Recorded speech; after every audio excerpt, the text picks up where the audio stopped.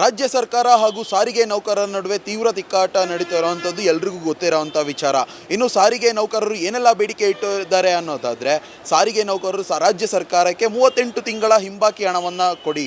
ಮತ್ತು ಏನು ಈಗ ರಾಜ್ಯ ಸರ್ಕಾರ ಇದಕ್ಕೆ ಆಲ್ರೆಡಿ ಏನು 26 ತಿಂಗಳ ಹಿಂಬಾಕಿ ಹಣವನ್ನು ವಾಪಸ್ ಕೊಡ್ತೀವಿ ಅಂತ ಒಪ್ಕೊಂಡಿರೋದು. ಆದರೆ ಇದಕ್ಕೆ ಸಾರಿಗೆ ನೌಕರರು ಇದಕ್ಕೆ ಏನೋ ಒಂದು ಹಿಂದೇಟಾಗ್ತಿರೋದು, ಬೇಡ ನಮಗೆ 38 ತಿಂಗಳ ಏನೊಂದು ಹಿಂಬಾಕಿ ಹಣ ಇದೆ ಅದನ್ನೆಲ್ಲ ಕಂಪ್ಲೀಟಾಗಿ ತೀವ್ರವಾಗಿ ಒಂದೇ ಸಲ ಕೊಡಿ ಅಂತ ಒಂದು ಬೇಡಿಕೆಯನ್ನು ಇಟ್ಟಿರೋದು. ಇದ್ರ ಜೊತೆಗೆ ಇದೇ ವಿಚಾರವಾಗಿ ಪದೇ ಪದೇ ಏನು ಸಾರಿಗೆ ನೌಕರರು ಮುಷ್ಕರಕ್ಕೆ ಮುಂದಾಗ್ತಿರೋದು. ಅದೇ ರೀತಿಯಾಗಿ ಈ ತಿಂಗಳ ಅಂದರೆ ಮೇ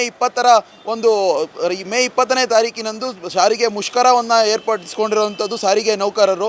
ಈ ಒಂದು ವಿಚಾರ ಎಲ್ಲ ಕಡೆ ತೀವ್ರ ಚರ್ಚೆಗೆ ಒಳಗಾಗ್ತಿದೆ. ಯಾಕಂದರೆ ಸಾರಿಗೆ ನೌಕರರು ಏನೊಂದು ರಾಜ್ಯದಲ್ಲಿ ಸಾರಿಗೆ ಇಲಾಖೆ ಒಂದು ಮಹತ್ವವಾದಂಥ ರೋಲನ್ನು ಪ್ಲೇ ಮಾಡೋದು. ಯಾಕೆ ಅಂದರೆ ದಿನ ಒಂದು ಜನರು ಆಗಿರ್ಬೋದು, ಓಡಾಡಲಿಕ್ಕಾಗಿರ್ಬೋದು, ಪ್ರತಿಯೊಂದಕ್ಕೂ ಏನೊಂದು ಸಾರಿಗೆ ಇಲಾಖೆ ಸಾರಿಗೆ ನೌಕರರು ತೀವ್ರವಾದಂಥ ಮುಖ್ಯವಾದಂಥ ಒಂದು ಅಂಶ ಅಂತಲೇ ಹೇಳ್ಬೋದು.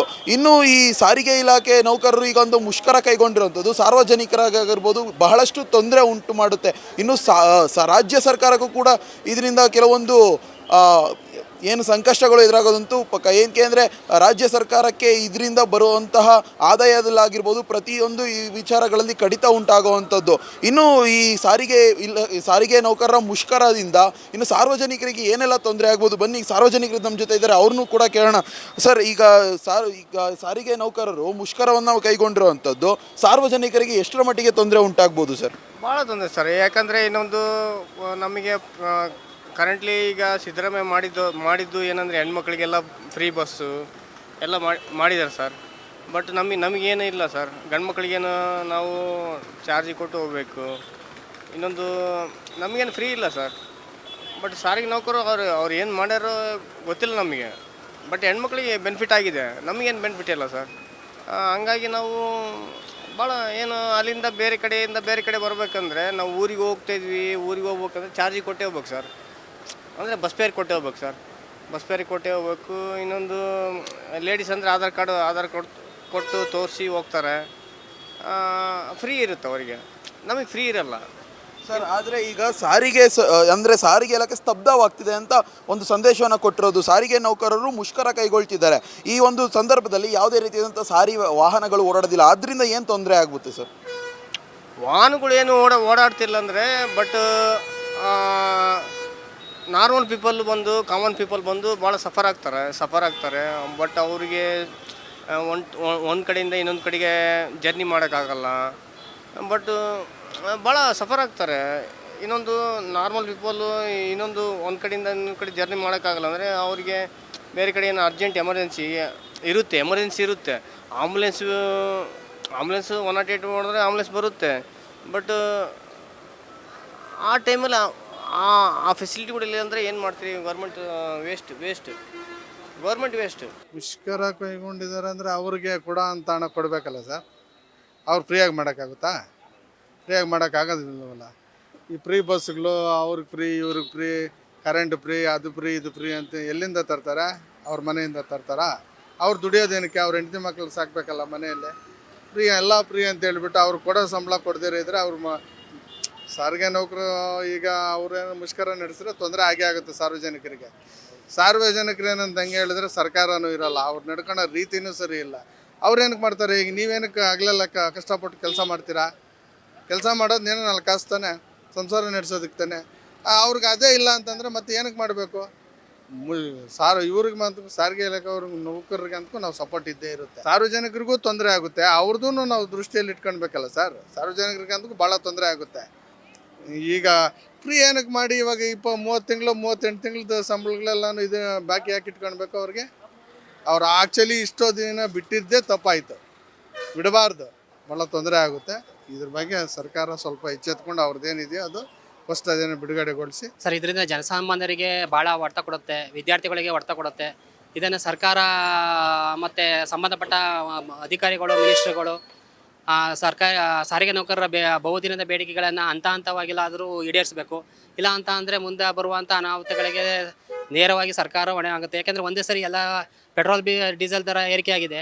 ಹಾಗಾಗಿ ಮತ್ತು ಅವ್ರ ಜೀವನ ಸಾಗಿಸಬೇಕು. ಹಾಗಾಗಿ ಅವ್ರ ಜೀವನ ಸಾಗಿಸಿದ ಜೊತೆಗೆ ಜನಸಾಮಾನ್ಯರಿಗೂ ಬರೆ ಆಗಬಾರ್ದು. ಹಾಗಾಗಿ ಎಲ್ಲವೂ ಸರಿಸಮಾನದ ರೀತಿಯಲ್ಲಿ ಈ ಸರ್ಕಾರ ಮತ್ತು ಸಂಬಂಧಪಟ್ಟ ಅಧಿಕಾರಿಗಳು ಬೇಗ ಅವರನ್ನು ಬೇಡಿಕೆಯನ್ನು ಈಡೇರಿಸಿ ಜನಸಾಮಾನ್ಯರಿಗೆ ಹೊರೆಯಾಗದ ರೀತಿಯಲ್ಲಿ ಈ ಸಮಸ್ಯೆಯನ್ನು ಬೇಗ ಇತ್ಯರ್ಥಗೊಳ್ಳಬೇಕಾಗಿ ಮಾಡ್ತಾರೆ. ಬರೋದು ಕಾಲೇಜಿಗೆ ಮತ್ತು ನಮ್ಮ ಭವಿಷ್ಯ ಏನಾಗಬೇಕು ಮುಂದೆ, ನಮ್ಮ ಭವಿಷ್ಯ ನಿಂತಿರೋದೇ ನಮ್ಮ ಎಜುಕೇಷನ್ ಮೇಲೆ. ಸೊ ಬಸ್ಸಸ್ ಅವರು ಈ ಥರ ಹಿಂಗೆ ಮಾಡಿದ್ರೆ ಮತ್ತು ಅದ್ರ ಬಗ್ಗೆ ಇವಾಗ ಸರ್ಕಾರ ಒಂದು ಕ್ರಮ ತಗೊಳ್ಳೇಬೇಕು. ನಮಗೆ ಬಸ್ಸಸ್ ಇದ್ರೇ ಅಲ್ವಾ ನಾವು ಕಾಲೇಜ್ಗೆ ಹೋಗೋದು, ನಮ್ಮ ಮುಂದಿನ ಭವಿಷ್ಯ ನೋಡ್ಕೊಳೋದು. ನಾವು ಹೊರಗಡೆ ಬಂದರೆ ಅಲ್ವಾ ನಮಗೆ ಜಗತ್ತು ಏನು ಅಂತ ಗೊತ್ತಾಗೋದು. ಹೌದು, ಡೈಲಿ ಬಸ್ಸಲ್ಲಿ ಓಡಾಡ್ತೀವಿ. ನಮ್ಮದು ವಿಜಯಪುರ ಆ ಕಡೆ, ದೇವನಹಳ್ಳಿ ಹತ್ರ. ಹೌದು. ಮತ್ತು ನಮ್ಮ ಭವಿಷ್ಯ ಹಾಳಾಗುತ್ತೆ. ಹೆಂಗೆ ಬರೋದು? ನಾವು ಬೆಂಗಳೂರಿಗೆ ಓದಬೇಕು ಅಂತ ಬರ್ತೀವಿ. ಸೊ ಮತ್ತೆ ಏನು ಮಾಡಬೇಕು ನಾವು ಹೇಳಿ? ಅದು ಡ್ರೈವರ್ಗಳು ತಪ್ಪಾಗಲಿ ಕಂಡಕ್ಟರ್ಗಳು ತಪ್ಪೇ ಏನಿಲ್ಲ. ಅವರಿಗೆ ಕೊಡಬೇಕಾದ್ರೆ ಕೊರೋನಾ ಟೈಮಲ್ಲಿ ಏನು ಬ್ಯಾಲೆನ್ಸ್ ಇಟ್ಟಿದ್ರು ಅದನ್ನು ಕೊಟ್ಟಿದ್ರೆ ಅವ್ರು ಯಾಕೆ ಸ್ಟ್ರೈಕ್ ಮಾಡ್ತಾ ಇರಲಿಲ್ಲ. ಇವಾಗ ಬಂದಿರೋಂಥ ಸಾರಿಗೆ ಸಚಿವರು ನ್ಯಾಯವಾಗಿದ್ದಾರೆ. ಫ್ರೀಡ ಯಾವುದಾದ್ರು ರ್ಯಾಪಿಡೋ ಬಿಟ್ಟಿದ್ದಾರೆ. ರ್ಯಾಪಿಡೋ ಬಿಟ್ಬಿಟ್ಟು ಸುಪ್ರೀಂ ಕೋರ್ಟಿಂದ ಆರ್ಡ್ರ್ ಬಂತು, ಹೈಕೋರ್ಟಿಂದ ಆರ್ಡ್ರ್ ಬಂತು. ನೋಡೋಣ ಇದು ಒಬ್ಬ ಸಾರಿಗೆ ಸಚಿವ ಅಂತ ಹೇಳೋಂಥ ಮಾತಾ ಇದು? ಸಾರಿಗೆ ಸಚಿವ ಹೇಳೋಂಥ ಮಾತಾ ನೋಡೋದ ಅಂತದ್ದು ಏನಾದರೂ ಆರ್ಗ್ಯುಮೆಂಟ್ ಮಾಡಬೇಕು. ವಿರೋಧ ಪಕ್ಷವಾಗಿ ಅವನ ಒಂದು ಸೂಟ್ ಕೇಸ್ ತೊಗೊಂಡ ಅಂದಿಷ್ಟು ನೀನು ಆರ್ಗ್ಯುಮೆಂಟ್ ಮಾಡ್ತೀಯಾ? ಪಬ್ಲಿಕ್ ಇಷ್ಟೊಂದು ಜನ 8 ಲಕ್ಷ ಆಟೋ ಬೆಂಗಳೂರಲ್ಲಿರೋದು, 8 ಲಕ್ಷ ಡ್ರೈವರ್ಗಳಿಗೆ ತೊಂದರೆ ಆಗಿದೆ. ನೆಕ್ಸ್ಟ್ ನಾವು 8 ಲಕ್ಷ ಓಟು ನಿನಗೆ ಲಾಸ್ ಆಗುತ್ತಾ? 8 ಲಕ್ಷ ಎಂಟು ಎಷ್ಟಾಗುತ್ತೆ ನಿನಗೆ? 80 ಲಕ್ಷ ಓಟು ನಿನಗೆ ಹೋಗುತ್ತೆ. ಕಾಂಗ್ರೆಸ್ ನೀನು ಗೆದ್ದಿರ್ಬೋದು. ಒಳ್ಳೆ ಆಡಳಿತ ಮಾಡಿದ್ಯಾ? ಒಳ್ಳೆ ಆಡಳಿತನ ಮಾಡಿಲ್ಲ. ಒಳ್ಳೆ ಸರ್ಕಾರನ ನಡೆಸಲಿಲ್ಲ. ಸರ್ಕಾರನ ಹಾಳು ಮಾಡಾಕಿದ್ರಿ, ನಮ್ಮ ಕರ್ನಾಟಕನ ಹಾಳು ಮಾಡಿದ್ರಿ. ಯಾವ ಹೆಂಗಸು ಬಂದ್ಬಿಟ್ಟು ನಿಮ್ಮ ಮನೆ ತವ ನನಗೆ ಫ್ರೀ ಬಸ್ ಕೊಡಿ ಅಂತ ಕೇಳಲಿಲ್ಲ. ನಿನ್ನ ಗೆಲ್ಲೋದಕ್ಕೆ ನೀನು ತೀಟಾಗಿ ನೀನು ಕೊಟ್ಟಿದ್ದೀರಾ. ನೀವು ಕೊಟ್ಟಿದ್ದಕ್ಕೆ ನಿಮ್ಮ ಸಿಗ್ದಾರೆ ಕೊಟ್ಟಿದ್ದು. ನಾವು ಕೇಳಿದ್ವ ಬಂದು ನಮ್ಮ ಆಸ್ವಸ್ತು ಕೊಡ್ರಿ ಅಂತ. ನಮ್ಮ ಪಾಡಿಗೆ ನಾವು ದುಡಿತೀವಿ, ನಾವು ಗೆಲ್ತೀವಿ, ನಾವು ಬದುಕೊಳ್ತೀವಿ ರೀ. ನಮಗೇನು ದೇವ್ರೇನು ಕೈಕಾಲು ಕೊಟ್ಟಿಲ್ವಾ? ನಾವು ದುಡ್ಕೊಳ್ತೀವಿ, ಬದುಕೊಳ್ತೀವಿ. ಈಗ ಬಸ್ಸು ಮುಷ್ಕರ ಆಗಿರೋದ್ರಿಂದ ಜನಗಳಿಗೆ ಎಷ್ಟು ತೊಂದರೆ ಆಗುತ್ತೆ? ತುಂಬ ತೊಂದರೆ ಆಗುತ್ತೆ. ಬಸ್ ಡ್ರೈವರ್ಗಳು ಏನಕ್ಕೆ ಸ್ಟ್ರೈಕ್ ಮಾಡ್ತಾರೆ? ಅವ್ರು ಕೊಡಬೇಕಾಗಿರೋದನ್ನ ಕೊಟ್ಟರೆ ಅವ್ರು ಯಾಕೆ ಸ್ಟ್ರೈಕ್ ಮಾಡ್ತಾರೆ? ಅವ್ರು ಮಾಡಲ್ಲ. ನೀವು ಮಾಡಿಸ್ತಾ ಇದ್ದೀರಾ ಅಲ್ವಾ? ಯಾರೋ ಸಾರಿಗೆ ಸಚಿವರು ನೀವು ಮಾಡಿಸ್ತಾ ಇರೋದು. ಅವ್ರು ಕೊಡಬೇಕಾದ್ರೆ ಫಂಡ್ಗೆ ಏನು ಕೊಡಬೇಕಾಯ್ತು? ಬ್ಯಾಲೆನ್ಸ್ ಕೊರೋನಾ ಟೈಮಲ್ಲಿ ಏನು ಇಟ್ಕೊಂಡಿದ್ದೆ ಅದನ್ನೆಲ್ಲ ಕೊಟ್ಟರೆ ಅವ್ರು ಯಾಕೆ ಮಾಡ್ತಾರೆ ಅಲ್ವಾ? ಅವ್ರಿಗೆ ಹೆಂಡತಿ ಮಕ್ಕಳಿಲ್ವಾ? ನಿನಗೆ ಮಾತ್ರ ನಿಮ್ಮ ಮಗಳು ಒಂದು ಸಲ ಸೋತಿದ್ಗೆ ರೀಎಲೆಕ್ಷನ್ ರೀಕೌಂಟಿಂಗ್ ಅಂತ ಮಾಡಿ ಜನ ಒಳ್ಳೆ ಪಾಠ ಕತ್ತಿದ್ರ ಇಲ್ವಾ? ಒಂದು ಲೇಡಿ ಹೆಡ್ ಕಾನ್ಸ್ಟೇಬಲ್ಗೆ ಹೊಡೆದ್ರು ನಿಮ್ಮ ಮಗಳು. ನಿಮ್ದು ಇದು ಒಳ್ಳೆ ಸರ್ಕಾರನ? ಹೆಡ್ ಕಾನ್ಸ್ಟೇಬಲ್ ಹೊಡೆಯೋರಿಗೆ? ಹೆಡ್ ಕಾನ್ಸ್ಟೇಬಲ್ ಸರ್ಕಾರ ಕಾಪಾಡೋರು ಪೊಲೀಸ್ದವರು. ನೀವೆಲ್ಲ ಸರ್ಕಾರ ಮಾಡ್ತೀರಿ. ಯಾರು ರಾಜಕೀಯದವರೆಲ್ಲ ಸರ್ಕಾರ ಕಾಪಾಡ್ತಿರೋದು, ಪೊಲೀಸವ್ರು ಸರ್ಕಾರ ಕಾಪಾಡ್ತಿರೋದು. ಇದನ್ನು ಫಸ್ಟ್ ತಿಳ್ಕೊಳ್ಳೋಕೆ ಹೇಳಿ ಸಾರಿಗೆ ಸಚಿವನಿಗೆ. ಸಾರಿಗೆ ಸಂಪರ್ಕ ತುಂಬ ಅತ್ಯಮೂಲ್ಯವಾದಂಥ ಒಂದು ಇದು ಸಾರಿಗೆ ಸಾಧನ. ಅದು ಇಲ್ಲ ಅಂದರೆ ಮನುಷ್ಯನ ಜೀವನ ಅವ್ಯಸ್ಥ ಆಗುತ್ತೆ. ಅದು ಪ್ರತಿಯೊಂದು ಬೆಳಗ್ಗೆ ಎದ್ದರೆ ಅದರಿಂದ ಎಷ್ಟೋ ಜನ ಜೀವನ ಮಾಡ್ತಾರೆ. ಮತ್ತು ತನ್ನ ಕಾರ್ಮಿಕರಿಗೆ ಮತ್ತು ಇದಕ್ಕೆ ಬೇರೆ ವಸ್ತುಗಳ ಸಾಗಾಣಿಕೆಗೆ ತುಂಬ ಅವಶ್ಯಕ. ಮತ್ತು ಜನಗಳ ಒಂದಿಂದ ಒಂದು ಕಡೆಯಿಂದ ಮುಂದೆ ಹೋಗೋದಕ್ಕೆ ಅದೇ ಇಲ್ಲಾಂದರೆ ಈಗ ಉದಾಹರಣೆಗೆ ಮನುಷ್ಯನ ದೇಹದಲ್ಲಿ ಹೇಗೆ ರಕ್ತನಾಳಗಳಲ್ಲಿ ಹೇಗೆ ರಕ್ತ ಸಂಚಾರ ಮಾಡುತ್ತೋ ಹಾಗೆ ಬಸ್ಗಳು ಕೂಡ ಹಾಗೆ ಸಂಚಾರ ಮಾಡಬೇಕು. ಸಂಚಾರ ಆಗ್ತಾರೆ ಆ ಜೀವನ, ಅದು ದೇಹ ಹೀಗೆ ಜೀವವಾಗಿರುತ್ತೋ ಹಾಗೆ ನಮ್ಮ ದೇಶವು ಕೂಡ ಆ ಒಂದು ಸಾರಿಗೆಯಿಂದ ಒಂದು ಜೀವ ಬರುತ್ತೆ ಅಂತ ನನ್ನ ಅಭಿಪ್ರಾಯ.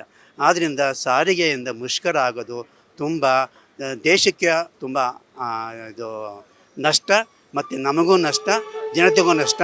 ಮತ್ತು ಇದನ್ನು ತಾವು ಕಾಪಾಡಿಕೊಂಡು ಅದನ್ನು ಸಾರಿಗೆ ಇದು ನೌಕರಿಗೆ ಏನು ಕೊಡಬೇಕೋ ಅದನ್ನು ಇತ್ಯರ್ಥ ಮಾಡಿ ಕೊಡೋದು ತಮ್ಮ ರಾಜಕೀಯ ವ್ಯಕ್ತಿಗಳಿಗೆ ತುಂಬ ಅಮೂಲ್ಯವಾದಂಥ ಒಂದು ಕೆಲಸ ಅಂತ ನನ್ನ ಅಭಿಪ್ರಾಯ. ದಯವಿಟ್ಟು ಸಾರಿಗೆ ನೌಕರರಿಗೆ ಅನ್ಯಾಯ ಮಾಡಿ. ಏಕೆಂದರೆ ಬೆಳಗ್ಗೆ ಎದ್ದರೂ ಅವರು ಜನಗಳ ಪ್ರಯಾಣಿಕರ ಹತ್ರ ಎಷ್ಟು ಕಷ್ಟ ಬೀಳ್ತಾರೆ, ಎಷ್ಟು ಒದ್ದಾಡ್ತಾರೆ. ಬೆಳಗ್ಗೆಯಿಂದ ಸಾಯಂಕಾಲದ 24 ಗಂಟೆಗೆ ದುಡಿಸ್ತಾರೆ. ಅವರಿಗೆ ದುಡಿಮೆ ತಕ್ಕನಾಗೆ ಪ್ರತಿಫಲ ಸಿಗಬೇಕು ಅಂತ ನನ್ನ ಅಭಿಪ್ರಾಯ. ಏಕೆ ನಾನು ಒಬ್ಬ ಕಾರ್ಮಿಕ, ನಾನು ಅಮ್ಕೋಬೆಟ್ಟಿಸ್ ಕೆಲಸ ಮಾಡ್ತಿದ್ದೆ. ನಾನು ಕಾರ್ಮಿಕರ ಕೆಲಸ ಅಷ್ಟು ಕಠಿಣವಾಗಿರುತ್ತೆ. ಅದನ್ನು ನಿರಾಯಾಸಾಗಿದೆ ಸಂಗೋಪಾಗಿ ನಡೆಸ್ಕೊಡಿ ಅಂತ ತಾವು ಅವರಿಗೆ ಒಂದು ಸಹಕಾರ ಸಂಯಮ ನೀಡಿ ಒಂದು ಅವರ ಕಷ್ಟಗಳನ್ನು ನಿವಾರಣೆ ಮಾಡ್ತೀರಂತ ನಾನು ಈ ಮೂಲಕ ತಮ್ಮನ್ನು ರಾಜಕೀಯ ವ್ಯಕ್ತಿಗಳನ್ನು ಕೇಳ್ಕೊತಾ ಇದ್ದೀನಿ ಅಷ್ಟೇ. ಇದು ಜೈ ಕರ್ನಾಟಕ ಮಾತೆ, ಜೈ ಮಾತೆ. ಸರ, ಸಾರಿಗೆ ನೌಕರರು ಮುಷ್ಕರ ಮಾಡಿರತ್ತಂದ್ರೆ ಎಲ್ಲರಿಗೆ ತ್ರಾಸ ಆಗ್ತದೆ ರೀ. ಯಾಕಂದ್ರೆ ಆ ಕಡೆ ಎಲ್ಲ ಕಡೆ ಓಡಾಡೋರು ಭಾಳ ಮಂದಿ ಇರ್ತಾರೆ ರೀ. ಮತ್ತು ಅವ್ರಿಗೆ ಏನು ಗೌರ್ಮೆಂಟ್ ಸವಲತ್ತು ಮಾಡಿ ಕೊಡ್ಬೇಕು ರೀ. ಯಾಕಂದ್ರೆ ಗೌರ್ಮೆಂಟ್ ಸವಲತ್ತು ಮಾಡಲಿಲ್ಲ ಅಂತಂದ್ರೆ ನಮ್ಮ ಸಂಬಂಧ ಅವ್ರ 24 ತಾಸು ಅವ್ರು ಕೆಲಸ ಮಾಡ್ತಿರ್ತಾರೆ ರೀ, ಡ್ರೈವಿಂಗ್ ಮಾಡ್ತಿರ್ತಾರೆ. ಏನರ ಆದ್ರೆ ಅನಾಹುತ ಆಗ್ತಿರ್ತಾವೆ ರೀ. ಅಂಥ ಟೈಮ್ದಾಗ ಅವ್ರು ಇದನ್ನು ಮುಷ್ಕರ ಮಾಡೋದು ತಪ್ಪಾಗ್ತೈತೆ ರೀ. ಮುಷ್ಕರ ಮಾಡಿರತ್ತಂದ್ರೆ ಗೌರ್ಮೆಂಟ್ಗೂ ಹೊಡೆದ್ಕೊಂತೈತಿ ರೀ, ಸಾರ್ವಜನಿಕಗೂ ಹೊಡೆದ್ಕೊಂತೈತಿ, ಶಾಲೆ ಹುಡುಗರಿಗೂ ಹೊಡೆದ್ಕೊಂತೈತಿ, ಎಲ್ಲರಿಗೆ ಅದರಿಂದ ಇದನ್ನಾಗ್ತೈತಿ. ಮತ್ತು ಅವ್ರಿಗೇನು ಗೌರ್ಮೆಂಟ್ದಿಂದ ಏನು ಬರಬೇಕಾಗೈತಿರಲ್ಲ ಅದನ್ನು ಕುಡಿದು ಕೊಟ್ಟು ಅವ್ರನ್ನ ಮುಷ್ಕರ ಹಿಂದೆ ತಗೋಕೆ ಹಚ್ಚಿರ ಬೆಸ್ಟ್ ರೀ ಸರ್. ಈಗ ಎಲ್ಲ ಈಗ ನೋಡ್ರಿ ಯಾವುದೂ ರೇಟ್ ಎಲ್ಲ ಜಾಸ್ತಿ ಆಗಿದೆ ರೀ, ಒಂದು ಇಲ್ಲಿ ಅವು ರೇಟ್ ಕಮ್ಮಿ ಇಲ್ಲ. ಮತ್ತು ಅವ್ರಿಗೆ ಅನುಕೂಲತೆ ಇಲ್ಲ ಇತ್ತಂದ್ರೆ ಅವರು ಮಕ್ಕಳು ಶಾಲೆ ಕಲಿಯವ್ರು ಇರ್ತಾರೆ ರೀ, ಅವಾಗ ಏನಾರ ಒಂದು ಎಜುಕೇಷನ್ಗಾಗಲಿ ಒಂದು ಅವರು ಇದಕ್ಕಾಗಲಿ ಅವ್ರಿಗೆ ಒಂದು ಸವಲತ್ತು ಮಾಡಿ ಕೊಟ್ರೆ ಅವ್ರಿಗೆ ಗೌರ್ಮೆಂಟ್ದಿಂದ ಇದನ್ನು ಮಾಡೋಕ್ಕೆ ಸಾಧ್ಯತೆ. ಇಲ್ಲಾರ ಅವ್ರಿಗೆ ಪಗಾರ ಸರ್ ಕಮ್ಮಿ ಇರ್ತಾವ್ರಿ ಅವ್ರಿಗೆ. ಎಸ್, ಇದಿಷ್ಟು ಸಾರ್ವಜನಿಕರ ಮಾತಾಗಿರುವಂಥದ್ದು. ಇನ್ನು ಸಾರಿಗೆ ನೌಕರರು ಮುಷ್ಕರ ಕೈಗೊಂಡ್ರೆ ಓಡಾಡಲಿಕ್ಕೆ ತೊಂದರೆ ಆಗುತ್ತೆ. ಇನ್ನು ಕಾಲೇಜ್ ಸ್ಟೂಡೆಂಟ್ಸ್ ಇರ್ತಾರೆ ಅಥವಾ ಈ ಊರಿಂದ ಬೇರೆ ಕಡೆಗೆ ಕೆಲವೊಬ್ರು ಪ್ರಯಾಣ ಮಾಡಬೇಕಾಗಿರುತ್ತೆ, ಇವ್ರಿಗೆಲ್ಲ ತುಂಬ ಸಾಕಷ್ಟು ತೊಂದರೆಗಳಾಗುತ್ತೆ ಅಂತ ಜನರು ಹೇಳ್ತಿರೋವಂಥದ್ದು. ಮತ್ತು ಇನ್ನು ಈ ಒಂದು ಮುಷ್ಕರ ಕೈಗೊಳ್ತಾರಾ ಇಲ್ವಾ ಅನ್ನೋದನ್ನ ಕಾದು ನೋಡಬೇಕಾಗಿದೆ. ಕ್ಯಾಮ್ರಾ ಪರ್ಸನ್ ಗಂಗಾಧರ್ ಜೊತೆ ಜೀವನ್, ಅಶ್ವೇಗ ನ್ಯೂಸ್, ಬೆಂಗಳೂರು.